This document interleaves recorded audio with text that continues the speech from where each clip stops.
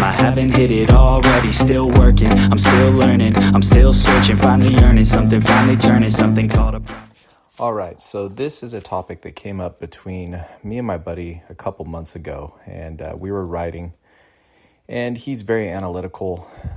He's a vet novice, used to be a vet expert, but took a 20-year break back in the day. And he said that he kept noticing I was bunny hopping my bike. And I would tell him that, no, you can't bunny hop a dirt bike. A dirt bike is too heavy. But what you can do on a dirt bike is compress the suspension up the lip and unweight the bike while you're in the air. And while you're unweighting the bike, you grip the bike with your legs and your side panels. When you're jumping, the most important aspect of jumping is, of course, being safe and getting to the landing and not casing it or over jumping and getting your timing down.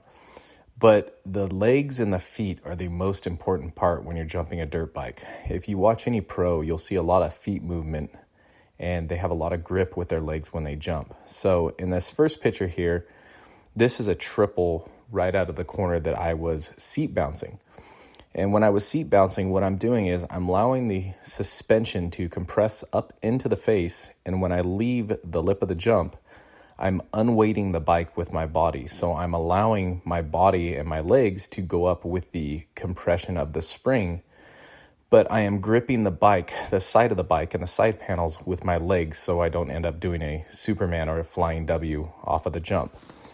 So what that allows the bike to do is you get the compression of the spring, but then you're lightening the bike up in the air. And by lightening the bike up in the air, you gain more distance off of the jump. More distance and a little more height. And I think the reason that I do this quite a bit is when I was racing pro, I was a 125 pro in arena cross, and I was 195 pounds. And I was virtually almost always riding stock bikes, maybe with a little bit of motor work. But I had to get over, 70-foot jumps that had a 25-foot run on a stock 125, and I had to get as much distance as I could out of those bikes, which that style has kind of carried over. Now I'm 210 pounds on a 450, which I don't have the lightness helping me get over all the jumps like some of the lighter guys do. So by compressing the bike into the face and unweighting it while you're in the air and letting your feet off the foot pegs, you're lightening the bike up and gaining more distance on the jumps. So in the next picture here, we have my buddy Ben, and my buddy Ben is doing a step up, and this is at the Hollister Hills GP track.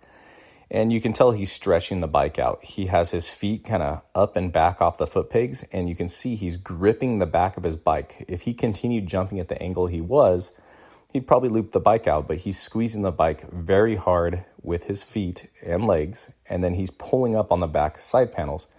So a lot of people that are new to dirt bikes, when they jump a dirt bike, they think that it's all in your arms, and they try to pull up on the handlebars when they jump. But if you watch any good pro that jumps, it's all in their legs. Your grip on the bar should be very loose, and you shouldn't be jumping by pulling up or pushing down off the handlebars. The handlebars, your grip should be nice and loose on the handlebars, and the main strength and grip should be in your legs. The next picture is Ben again, and Ben is hitting a large triple that's at a local track. It's about 110 feet, and he's on a 350. So I know that I'm a stretch to get over it on a 450. So in order for him to clear it and make it all the way to the landing, he has to compress into the face, unweight his feet, let them float. I mean, you can see he's about 8 inches up off of the foot pegs, but he's gripping. You can see the size of his boot and his heel are digging into that side panel, and it's pulling the back end of the bike. So he's holding himself on the bike and gaining that little extra distance by gripping the bike and pulling it up. And then you'll get a few more feet out of that jump. So, he's on a 350. I had to hit that jump pretty fast on my 450, and he's doing it on a 350. So, but he's using a little extra body English by using his legs. In the next picture, this isn't a really big jump. It's kind of there's a single before it, and it's a little triple tabletop thing. But it is one of the jumps you have to get on it a bit. So you can see I've unweighted my foot peg, and again, I'm putting my heels under the side panels. One, to give me a little more lift, and also to help adjust the attitude of the bike. So when you're jumping, if you're flat-footed, like you'll see people when they scrub jumps, they'll be flat-footed. Sometimes one foot's off when they're leaning one way or the other. But when you're jumping and you're trying to clear a jump with some distance, your feet are very, very important. And that's why your legs have to be straight when you're jumping in order to compress the bike. They're, not completely straight, but a little bend in them.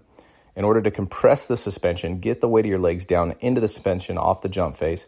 And then when you release off the jump, your feet can come off, allow the rear suspension to totally decompress, and then you grip the bike with your legs. And that allows you to get the height and the distance to get over the big jumps.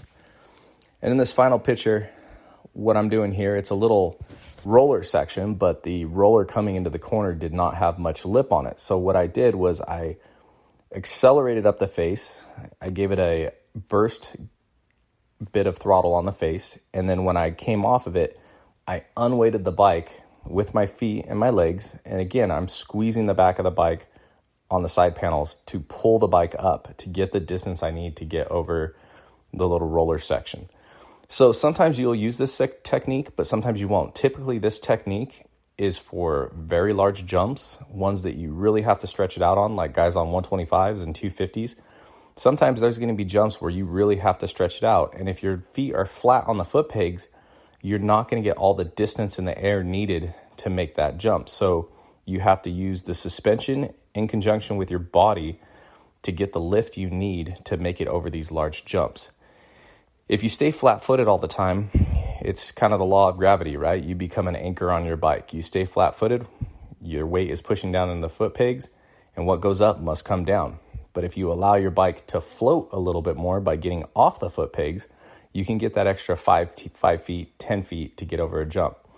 And my buddy that noticed this about the bunny hopping, he was having that exact issue. He was hitting the jump face pretty much the same speed I was, but he's 250 pounds, and he was leaving his feet flat on the foot pegs. So he basically looked like a falling weight from the sky, and then he would case the jump every time. And so I explained to him, you need to unweight your bike. And a lot of people will call it bunny hopping, but it's really not bunny hopping. You're using the suspension and your body weight and lightening your body weight up to help get you over the jumps. So next time you're thinking about clearing a jump, you can start small and do ones that you're comfortable with, but, always start small with this. Do jumps that you've done before. Take it easy. Be patient. Try it.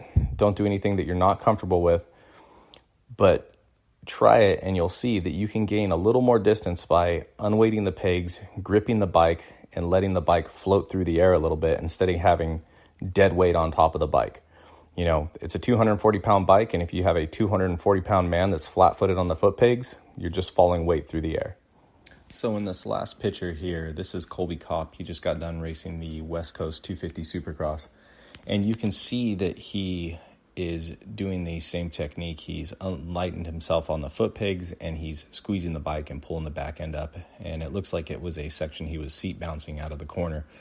But you can see it's a very common technique, and if you look at a lot of the pros, they don't do it off all the jumps, but when they need to get the distance, they use their feet and their legs to help them get over the jumps. So be conscious of your feet and what they're doing. If you're trying to get the distance out of a jump, don't just be dead weight on the foot pegs. Riding a motorcycle, a dirt bike, it's mostly with your legs. It's not with your arms. So try to use your legs when you're jumping. Work on it slow, take it small, and work your way up. But you'll be able to get some more distance and a little more air out of your jumps by using your feet and your legs when you're riding.